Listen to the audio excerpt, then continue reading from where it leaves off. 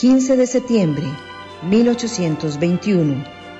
15 de septiembre, 2021. 200 años, independencia de Costa Rica. Son muchas las cualidades y particularidades que goza Costa Rica. Un pequeño país en Centroamérica bañado por 2 océanos. Lleno de diversidad, buen clima, sonrisas, folclore y colores. Este pedacito de tierra cumple 200 años de vida independiente, años que han permitido pulir la democracia, vivir sin ejército y sostener la solidaridad entre los ciudadanos. Las armas se cambiaron por faroles, los desfiles de artillería por instrumentos musicales. ¿Cómo era la Costa Rica de 1821? La Costa Rica de 1821 era una Costa Rica muy sencilla. Era de poca población. En 1821 andábamos alrededor de los 50.000 habitantes en todo el territorio, de manera que las ciudades tenían poca población y los pueblos apenas estaban desarrollándose. Las principales ciudades, Alajuela, Cartago y San José y Heredia, habían sido apenas desarrolladas unos años atrás, a finales del siglo XVIII, casi todas ellas.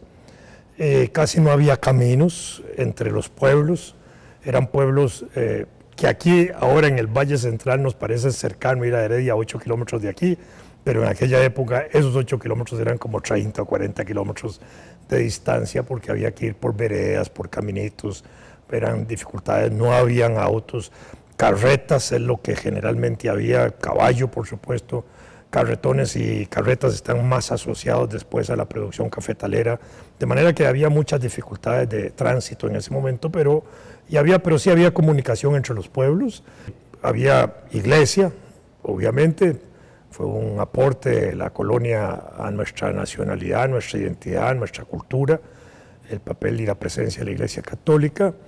Los últimos gobernadores de Costa Rica fueron hombres sencillos y buenos, especialmente los que empezaron en 1800, pero el último gobernador fue un dictador, verdaderamente, un tirano, un opresor, un hombre autoritario. Juan Manuel de Cañas no era querido en Costa Rica, era militar de carrera, tenía 10 años de vivir con nosotros.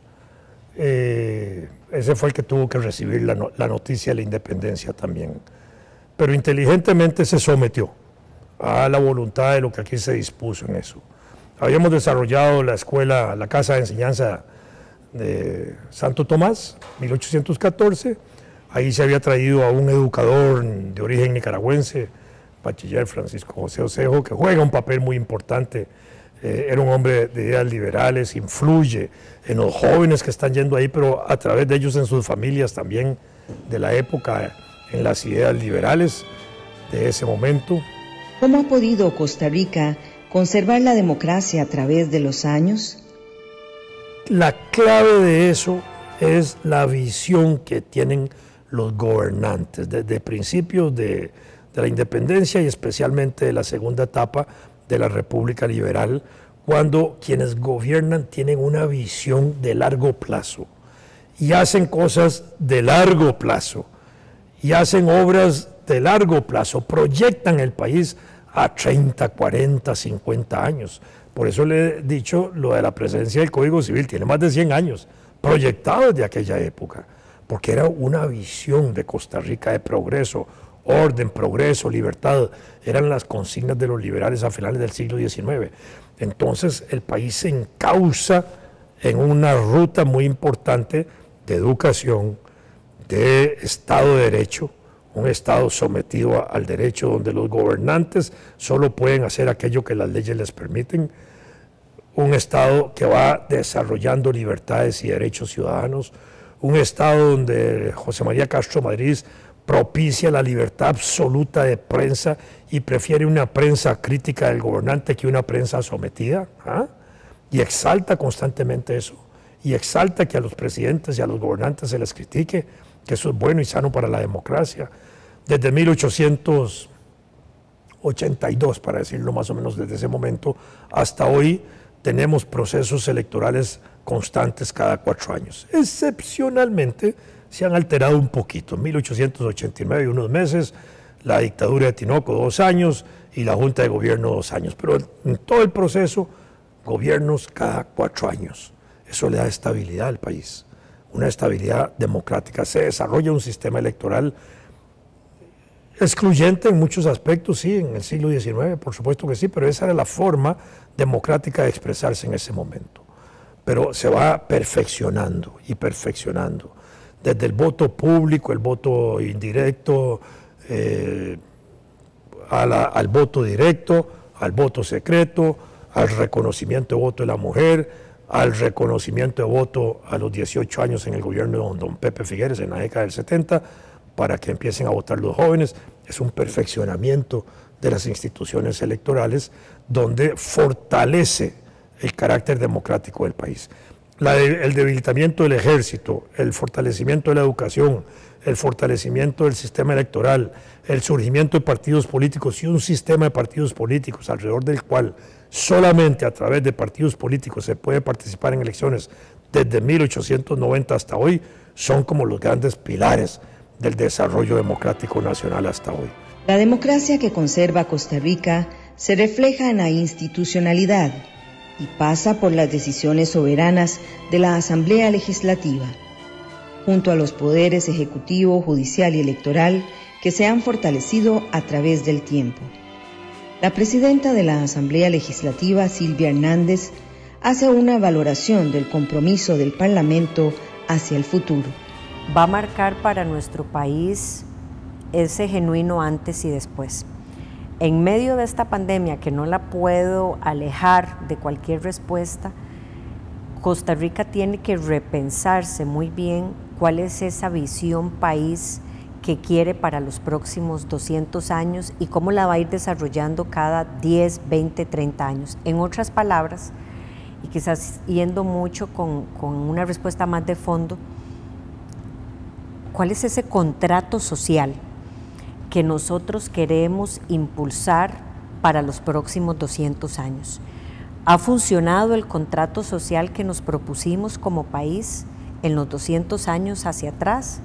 Hay cosas que cambiar, replantearse, y eso no es para nada menor. Eso implica cómo vamos a funcionar con el mundo exterior, entiéndase cómo va a ser nuestra ayuda económica en términos económicos, pero también cómo va a ser nuestra ayuda bilateral para posicionar algunos temas de común consenso, como puede ser corrupción, como puede ser ciberseguridad, temas que estuvieron ausentes de la agenda pasada, por así llamarlo, y cómo vamos a atacar problemas históricos como es la pobreza, un desempleo que tiene rostros y formas muy distintas al pasado, que actualmente atacan muchísimo más a jóvenes y mujeres. El tema, por qué no decirlo, del agotamiento demográfico, una población que en buen sentido envejece más y que le da presiones presupuestarias al país para abordarlas de otra forma. Entonces significa hacer un verdadero replanteamiento de cómo podemos ir ayudando en los próximos 10 años al menos desde la Asamblea Legislativa con proyectos de ley que están aquí y con discusiones que podemos iniciar. Además de todo lo otro que podamos sumar para, ¿por qué no decirlo?, para esa importantísima celebración. De aquellos días gloriosos tenemos recuerdos. El Archivo Nacional custodia el documento original de la primera Constitución Política de Costa Rica. En el mismo año de nuestra independencia, en 1821, fue emitido el Pacto Social Fundamental Interino de Costa Rica, o Pacto de Concordia, inspirado en la Constitución de Cádiz de 1812. Entre las firmas están la de Juan Manuel de Cañas, jefe político de Costa Rica, y la de Rafael Francisco Osejo, representante de Ujarrás. También se encuentran conservadas las actas originales de independencia de todos los cabildos. Actualmente nos rige la Constitución Política de 1949, que cumple 72 años de creada por la Junta Fundadora de la Segunda República, tras la guerra de 1948, documento original que también conserva el Archivo Nacional. Este depósito tiene un sistema de control de temperatura y de humedad muy estricto. Entonces tenemos que tener una temperatura que debe oscilar entre los 18 y 21 grados y una humedad relativa entre los 55 y los 65 grados de porcentaje de humedad. Pero, claro, Costa Rica es un país muy húmedo, muy lluvioso, ¿verdad? Entonces es complicadísimo. De hecho, por eso es que tiene que ser completamente mecánico. Entonces, por eso es que hemos hecho una inversión también muy importante para que estos depósitos estén así acondicionados. De hecho, el Archivo Nacional tiene la particularidad que a nivel regional y casi que mundial, ¿verdad?, que fue creado y pensado para resguardar documentos. Por eso es que es tan particular.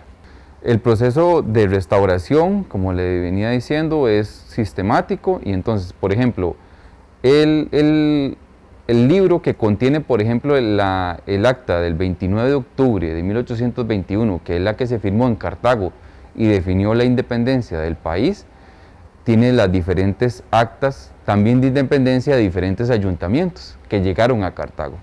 Entonces, este año, de hecho desde el año pasado y este año, se ha hecho una intervención con un convenio con la Universidad de Costa Rica, donde vinieron biólogos, microbiólogos, químicos, que hicieron un análisis de todos esos documentos. Y de ahí se determinó la necesidad de hacer una restauración mecánica. Entonces se hizo una intervención completa del documento y se volvió prácticamente a su estado original. Y de esa forma lo que estamos buscando es que todos esos documentos los tengamos para 200 años más.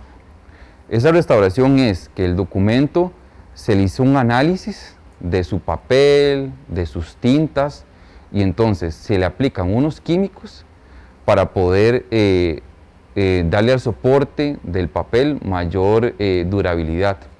Entonces, el documento literalmente se lava, ¿verdad? Hay que lavarlo con un jabón neutro y con unos químicos especiales que entonces se impregnan en el papel y entonces eso le da más consistencia. Claro, todo es súper cuidadoso porque es muy delicado pues meter en agua, porque literalmente es así, esos documentos. Pero bueno, gracias a la calidad del papel de esa época, sí se permite hacer eso. De hecho, resultó de esos análisis. Entonces, eso ya nosotros lo hemos hecho muchas veces, pero para ese documento nunca lo habíamos hecho. Por lo mismo, porque como es tan emblemático, pues nos daba como cierto temor, ¿verdad?, y precaución poder hacerlo. La patria está de fiesta, iza su bandera, entona el himno nacional, exhibe la guaria morada, se sienta a la sombra del Guanacaste, pinta la carreta, cuida el venado, al manatí, al yigüirro y al perezoso, baila al son de la marimba, visita las esferas y el chirripó, conserva el Teatro Nacional, siembra café y se engrandece con cada costarricense y habitante de la nación. 15 de septiembre 1821, 15 de septiembre 2021, Bicentenario, Independencia de Costa Rica.